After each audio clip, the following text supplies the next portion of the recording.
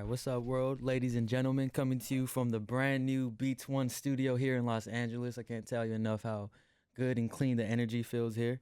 In front of me, representing Inglewood, California, Yes, she's yes. a artist, a writer, a producer, and her energy is just contagious. She goes by Tiffany Gouché. How are you? I'm doing well. How are you? Welcome. Thank you. Thank you for having me. Definitely. Yeah, we kicked it last week and we got to really connect. I think we've known each other for what, maybe about a year now or Yeah, year and a some half. change Mm-hmm. since you played some shows. But we're always working and we're always grinding, so we never really had a chance to connect until recently. Yep. But yeah, I've been watching you from afar. I got introduced to your music through your cousin Sir, Nice. also representing Inglewood, and Definitely. I also had heard you through Amon Amari, who you're also related to. Yep. And you come from a musical family, and your voice, when I heard it, I was just like, who is this? So yeah, how are you, and what are you up to? I'm doing well. Just staying positive and um, just got off tour, opening up for Jameson. Shout out. Yeah, shout out to Jameson definitely and their whole crew and everything. How was that experience? Is that the first time you played in that amount of cities? That was the first time I played. Yep. Well, the first tour I did was earlier this year in January. Opened up for Little Sims in London. Hey, It was about 13 dates, and then so this tour, last month it was 28 cities, around the states.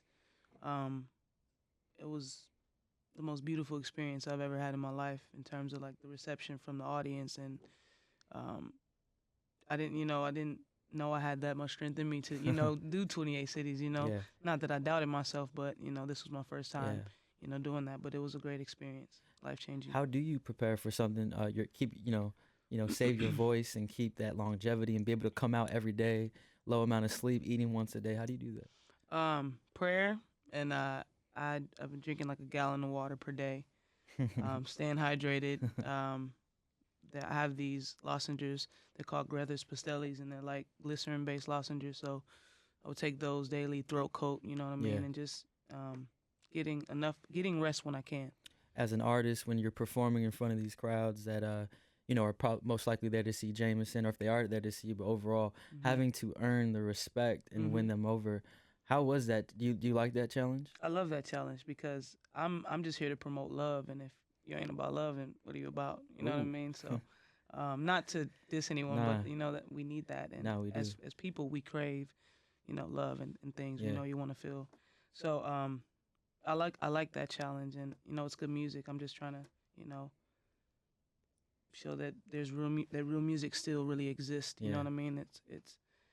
It's important to of me. course. Yeah. Yeah, I'm sure you won that crowd over. And if I'm not mistaken, I heard when you perform as well that you have a thing for making people hug at Yeah. some point of the show. Like you'll Yeah. you'll stop what you're doing Mhm. and you'll tell people to if whoever they don't know to give a hug. Is that true? That's very true. That's a part of. That's every night. Wow. I stop the show and I'm like, I make a joke out of it because people are like, she crazy as hell trying to make us hug, but How do they, and they react and are oh, they they hug. after that the vibe is good? Oh, and before that, the vibe is good, but they're just stepping out of their comfort zone. So, some people come up and hug me, and everybody's pretty much hugging. So, everybody pretty much leaves feeling loved on, Of course. and so it's just a good vibe, Yes. good music and love. So one of the songs that I got put onto was Fantasy Mhm. and Slow It Down. Those were kind of the two. Like I said, I heard your voice, but those two are what gravitated me towards you. Let's actually get into those songs right now, and that's off your recent releases. Pillow. It's Pillow Talk and Fantasy, right? Fantasy is the Is the one where those two are yeah, from. those two. Yep. Yes. So let's get into that. That was 2014. Timeless music here on Soulection Radio, here with Tiffany Gouché. Keep it live. All right, here we are on Soulection Radio. If you were just tuning in, we have Tiffany Gouché. You just heard Fantasy and Slow It Down. You can find those right now on Apple Music. So what I think is amazing about you is you produce as well, which I think is really important to your side. Mhm. Most people, most artists in general, they have either writers for them Mhm. or they're just, a vocalist or they're just a producer. But I think nowadays you got to do a lot more to stand out. And talk about how long you've been producing. I've been producing since I was about 11. Wow. I had this keyboard, the Phantom. It was my dad's keyboard, and I'd be like, man, could you let me use it, man? I just, you know what I mean? I wanna make music, but coming from a musical family, that was a norm for us, you know, waking up hearing my dad singing, playing the piano, my cousins sing and write and all that stuff. So, um, I just took a knack for production at that age. So since I was 11, and then I got into using software and stuff in high school. I went to Hamilton, and I was in the electronic music program. Wow. So I got into that, and then I've been working on. When you started producing, were you writing as well? Were you already like sing? When did you discover your voice, that you had a voice? When I was younger, like 9, Oh wow. I wasn't. I didn't like my voice because it sounded different to me. I thought I sounded like a guy, but I realized there are women like Layla Hathaway and Tracy Chapman who have, you know, similar voices, or, you know, those tones. So um, I kind of got over that and began singing when I was about 18, when I was seriously singing. Yeah. Yeah, and then writing. I had read though, speaking of how you were just on that topic, that it took a excuse me, a while for you to accept yourself, and you had Definitely. why is it, was it just because your voice, or was it just growing up in this world? Like what was it that made you feel like that? Well, I grew up in a Christian, you know, home, and growing up as a queer woman, you know, you're taught like you're going to hell. You know, you can't like women. It's like all this crazy stuff. So I had a lot of fear, and I dealt with a lot of hate towards myself because of that that mentality that my parents had. And then I lost my mom at 14 Oh wow. before I got over all that stuff. So I dealt with a lot of like depression and things, and just trying to accept who I was. So You had to grow up really fast. yeah. So when I made Fantasy, um, it was like my first like come out, you know, album, and like I was starting to love myself and accept who I was. So that's a really big EP for me. So was that the time when you made that album that you actually came out publicly, Yeah. even with your family? Yeah, even with my Oh family. wow. So that was like a big thing for Did me. did they find out by listening to the album first? I told them first, before. and then yeah. So that was What was their reaction? my dad was the funniest reaction. He was like, "And what else?" I was like, "But like, I'm like, bro, like I'm over here stressing, and you know, you already knew, but you know, you didn't tell me." Wow. So that was just funny, but that doesn't Yeah. take away all the things that I did deal with, you know. Yeah, that's a powerful moment, and even creating music in a in a world, or in the industry, in this game where it's primarily males. How does that Mhm. make you feel? Does that make you feel like you have to prove yourself more, or do you just it doesn't matter for you? Not that I feel like I have to prove myself more. My gift comes from God, so I'm not competing with anyone. You know, I have something to, you know, showcase. So, as long as I work on my craft and build, you know, build the things around me musically, I feel like I'm gonna use my platform to showcase who I am and speak about the things that, you know, make me me. Yeah. You know. Well, Yeah. when I was at your spot last week, you were Mhm. again. I was surprised by you're a beat head, but what's dope is that you have a balance with the pen as well. Mhm. And what's your do you write, or do you kind of just come up with melodies and ideas in your head? Um, I make beats. I mean, I do both. Like I'll write first and then or make beats first. But in terms of uh, writing melodic, I like to write melodically first because I think each note and each melody matters and how I want the song to feel. So I'll hum something melodically and then I'll go back and fit the words Fit the in. You words. know what I mean? Yeah. I don't want to say too. It's not that. It's not about what you say. It's how you say it. Word. You know what I mean? In terms of song, to me. Well, with that said, do you feel certain tones and certain things come with the spiritual side, or come with a certain frequency? Definitely. Yeah. Definitely. Can you elaborate on that? Yes. Certain melodies or certain chords trigger a certain emotion in people, and not too many people understand that part of music. Even going back to like the monks, they use certain tones to chant and summon Wow. spirits. You know what I mean? So it's a very spiritual thing, and it always has been. So I take music very seriously, and any note that I choose or any melody that I choose, it was for that purpose. You know, I'm trying to orchestrate that feeling inside of another person, and you have to take that much importance with music. It's not a game That's to me. crazy. So, you know, That's a good point. I never makes really thought of sense. it. Even you look at Designer, and he did that, that kind of harmonizing and kind of like soulful. It was like chanting, Yeah. and It was melodic, very but melodic. the message, you know what I mean? And that's what a lot of the music today. They'll do the melodies and stuff, but the message and then the intent behind it is not necessarily the best for our society. You know Yeah. what I mean? Like Marvin Gaye wrote "What's Going On." What's going on? That melody is like it pulls you like, yeah, what is going on? You know what I mean? So it's like we got to get back to that. It's a feeling. It's a feeling. Yes. The music controls the generation. Yeah. And their thoughts and how they live. Yeah. You know what I mean? So we got to change a lot of things musically. Yeah. Melodically, we have a lot of work to do. Yeah. Speaking of feelings, let's get Yeah. right back to this music. I love where this conversation is going. We could talk for hours here. I'm chilling, man. I'm chilling. Right here on Beats One with Tiffany Gouché, Soulection Radio. Keep it locked. You are now just tuned in to Soulection Radio. You just heard "You Ain't Ready" featuring D Smoke by Sir, and that's off of 7 Sundays, and that was produced by who else?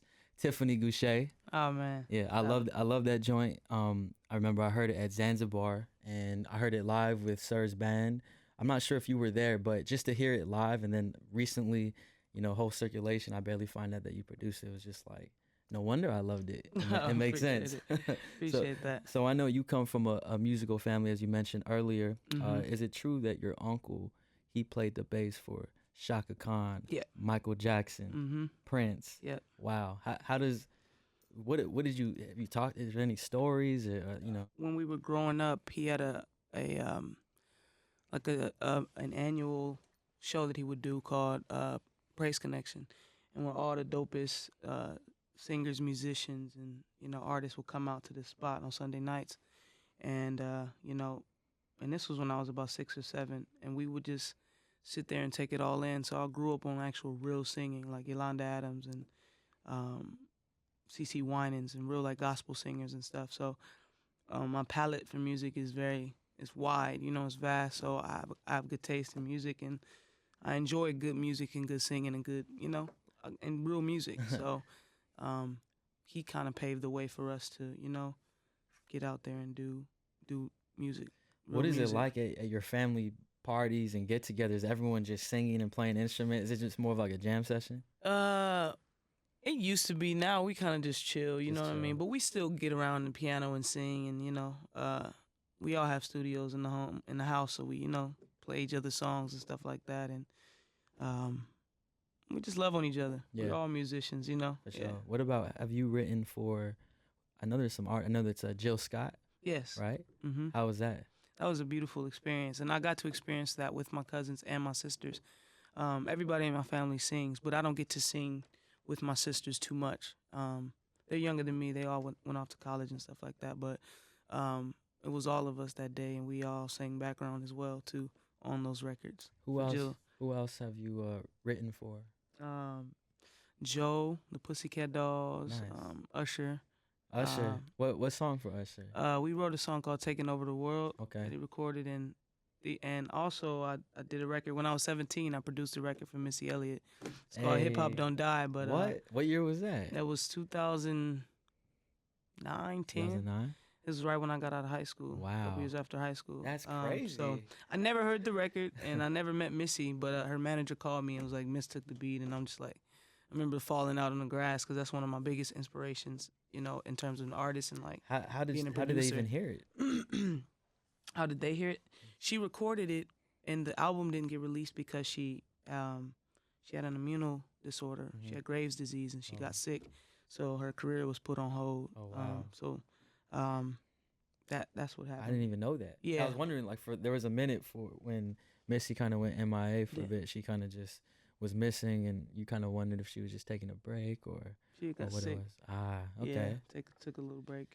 Damn. So you're like, damn, you've been you've been in it for a minute since you were young, through your family, Mhm. and then already fresh out of high school, not even 18 yet, and already working with a legend. How did that humble you, or did that make you feel kind of hyped, or like where did you go after? What was the direction after the Missy and writing for all these people? I was humbled by that. You know what I mean? It blew my mind, honestly, and I felt validated. You know what I mean? Especially from someone I was so inspired by. Growing up doing music and producing. After that, I kept producing and doing things on the indie side. I kind of realized it's like I don't want to write for other artists. I'd rather sing it myself. I'd rather do it myself because I got into sessions and people just couldn't execute it. They, you know what I mean? It's like, why am I writing songs for you if you can't even sing? Wow. It's like, I can sing. I'm gonna sing it. You know, it's not about what I look like. It's about the song. It's I always agree. about the music. Yeah. You know, so I just took it upon myself and did my own thing. That's real. Yeah. And I think that's why I love your music and I love what you're about, you know, because it's about your voice.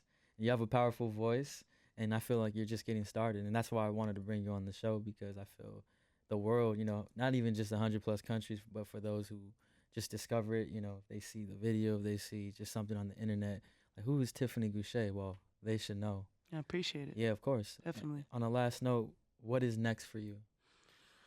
I'm doing Pillow Talk Volume 2, and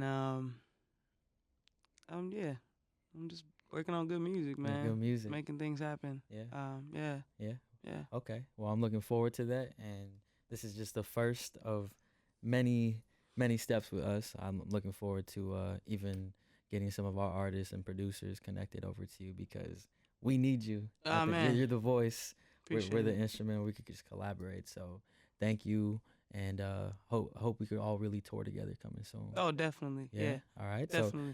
So, you know, before you take off, I kind of always like to have, if my guests have a voice, I always like to get them to do a little strip down or improv vibration of some songs that they love, so that from their discography. So Oh, definitely. you with it? Of course. All right. Easy. So let's get into it, and then For sure.